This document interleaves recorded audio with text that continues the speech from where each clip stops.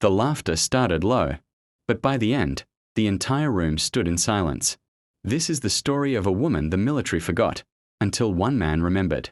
It began like any other Saturday at Fort Breenry's military base visitor center. A hum of chatter, the shuffle of boots, the occasional burst of laughter. But in one corner of the crowded waiting room sat an old woman, quiet, alone.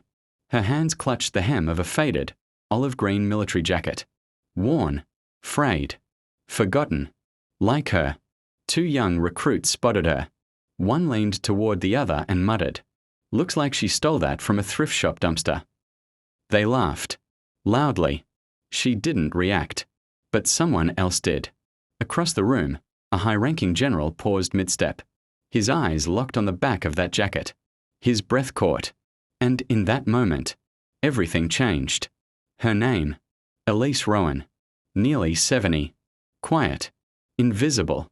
She lived alone just outside the base. Tended her garden. Took the bus every Saturday. No family visits. No requests. Just silence. And that same old jacket. Most ignored her. Some mocked her. But none truly saw her. The jacket wasn't just old. It carried history. On the sleeve, a patch, barely visible. A falcon mid-dive, lightning in its claws. Beneath it, 3 cryptic letters. OSR. Most overlooked it. But not all. One recruit, Denton, decided to impress his buddies. He swaggered up, cocky and careless. He mocked.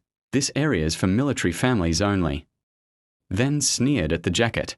That thing wouldn't pass inspection in a soup kitchen. The room chuckled. Dismissive. Cold. Then, boots stopped.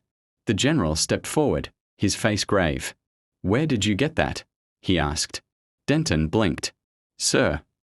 "That patch. Where did it come from?" The tone had changed. From stern to something close to reverence. The room fell silent. Elise finally raised her head. Eyes cloudy, but sharp. "You were OSR."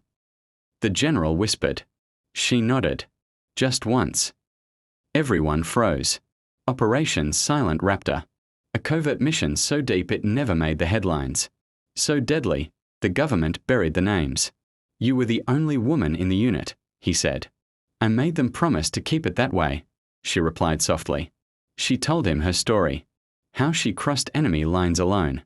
Delivered intel that saved hundreds. Was captured. Tortured. Traded back after 14 months in a camp. And how, when she returned, her name had been erased. For national security.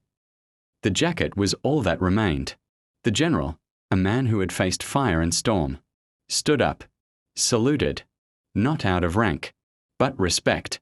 Out of debt. "You were a ghost in our files," he said. "But a giant in our history." The next Saturday, Elise came back. But this time, no laughter. No whispers. At the entrance stood a line of recruits. Denton among them. In his hands, a bouquet. And a folded American flag.